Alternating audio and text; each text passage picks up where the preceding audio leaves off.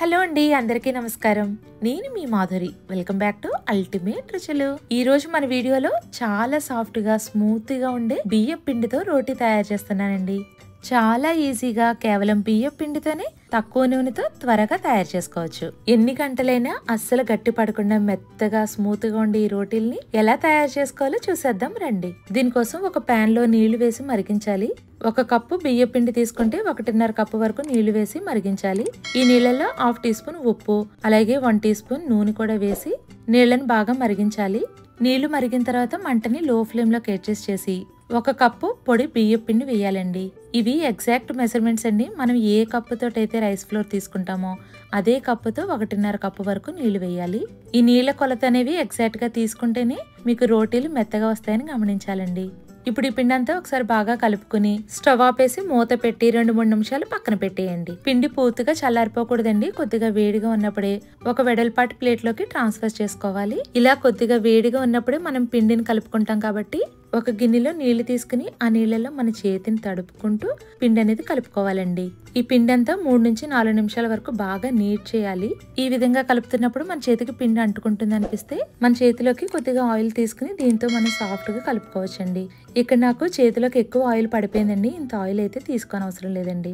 ఇలా పిండి అంతా బాగా కలుపుకున్న తర్వాత ఒక చిన్న బాల్ సైజులో పిండి ముద్ద అనేది తీసుకుని మిగతా పిండి అంతా తడి క్లాత్ వేసి కవర్ చేయాలి. దీనికోసం ఏదైనా ఒక క్లాత్ ని నీళ్ళలో తడిపి నీళ్లను పూర్తిగా పిండేసి ఆ తర్వాత ఆ క్లాత్ తో కవర్ చేసుకోవాలి. నెక్స్ట్ నీళ్లతో మన చేతిని తడి చేసుకుని ఈ పిండి ముద్దని స్మూత్ గా క్రాక్స్ అనేవి ఏమీ రాకుండా రౌండ్ గా తయారు చేసుకోవాలి. ఇప్పుడు రోటీ వత్తుకోవడానికి పొడి బియ్య పిండిని తీసుకుని పక్కన పెట్టుకోండి. పొడి పిండి కొద్దిగా జల్లుకుని మనం చపాతీలు ఎలా చేస్తాం ఆ విధంగా మనం వత్తుకోవాలండి. ఈ రోటీలు చేసేటప్పుడు ఎక్కువ ప్రెషర్ ఏమీ ఇవ్వకుండా రోల్ చేసుకోవాలి. అంతేకాకుండా ఈ రోటీలు అనేవి మనం బియ్యం పిండితో తయారు చేస్తున్నాం కదా, చుట్టూ అంచులు అనేవి క్రాక్స్ వస్తాయి.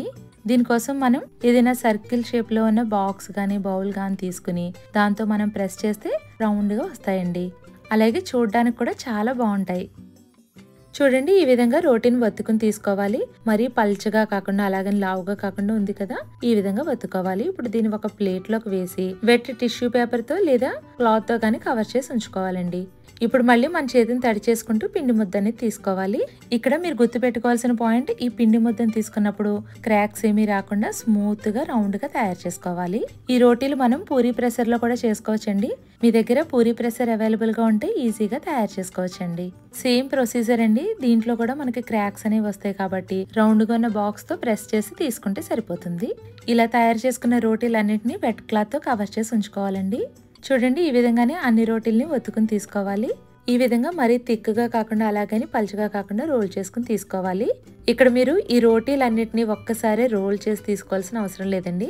2-3 రోటీలు చేసుకుని వెంటనే కాల్చుకుంటే చాలా సాఫ్ట్ గా ఉంటాయండి. ఇప్పుడైతే ఈ రోటీలు కాల్చడానికి పెనాన్ని బాగా హీట్ చేసుకోవాలండి. వన్స్ హీట్ అయిన తర్వాత రోటీని వేసి మంటని మీడియం టు హై ఫ్లేమ్ లో ఉంచి ఇలా పైన బబుల్స్ లా వస్తున్నాయి కదండి, ఇప్పుడు ఈ రోటీని తిరిగేసి రెండో వైపును కూడా ఫ్రై చేయాలి. చూడండి, పూరీలా భలే పొంగుతుంది కదా. ఇప్పుడు ఈ అంచుల్ని లైట్ గా ప్రెస్ చేస్తూ కాల్చుకోవాలండి. బియ్య పిండితో చేస్తున్నాం కదా, ఈ రోటీలు అనేవి తెల్లగానే ఉంటాయండి. ఈ విధంగా 2 వైపులా కాల్చుకున్న తర్వాత ప్లేట్ లోకి తీసుకుని పక్కన పెట్టుకోవాలి. ఇక్కడ మీరు గమనిస్తే ఒక్క చుక్క నూనె కూడా వేయకుండా మనం రోటీ అనేది కాల్చుకున్నామండి. నెక్స్ట్ మనం తక్కువ నూనె వేసి రోటీని ఎలా కాల్చుకోవాలో చూసేద్దాం. నెక్స్ట్ రోటీ వేస్తున్నప్పుడు ప్యాన్ కంటుకున్న డస్ట్ అంతా ఒక వెట్ క్లాత్ తో క్లీన్ చేసుకోవాలి. ఇప్పుడు ఆయిల్ ని కొద్దిగా స్ప్రే చేసిన తర్వాత ఈ రోటీ వేసి 2 వైపులా ఈవెన్ గా కాల్చుకుంటే బియ్య పిండితో రోటీ తయారవుతుందండి. మనం పిల్లల కోసం చేస్తున్నట్లయితే ఇలా ఆయిల్ వేస్ట్ చేస్తే బాగుంటుంది. లేదంటే ఆయిల్ ని పూర్తిగా స్కిప్ చేసినా కూడా ఈ రోటీలు అనేవి సాఫ్ట్ గా స్మూత్ గానే ఉంటాయండి. వీటిని మరీ వేడిగా ఉన్నప్పుడు కాకుండా కొద్దిగా చల్లారిన తర్వాత మీకు నచ్చిన కర్రీ పెట్టుకుని హ్యాపీగా తీసుకోవచ్చు. ట్రస్ట్ మీ అండి, మీరు గోధుమ పిండితో చేసిన రోటీల కన్నా ఈ రోటీలు చాలా ఇష్టపడతారు. అంతేకాకుండా ఇవి చాలా రుచిగా ఉండి పిల్లల నుండి పెద్దల వరకు ఎవరికైనా చాలా బాగా నచ్చుతాయి. ఇక్కడ నేను ఆలు మసాలా కర్రీ చేశానండి.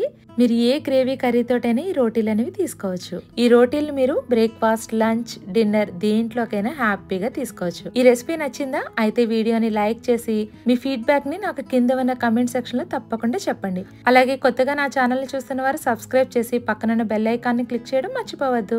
మరో సరికొత్త వీడియోతో మళ్ళీ కలుద్దాం. అంతవరకు స్టే ట్యూన్.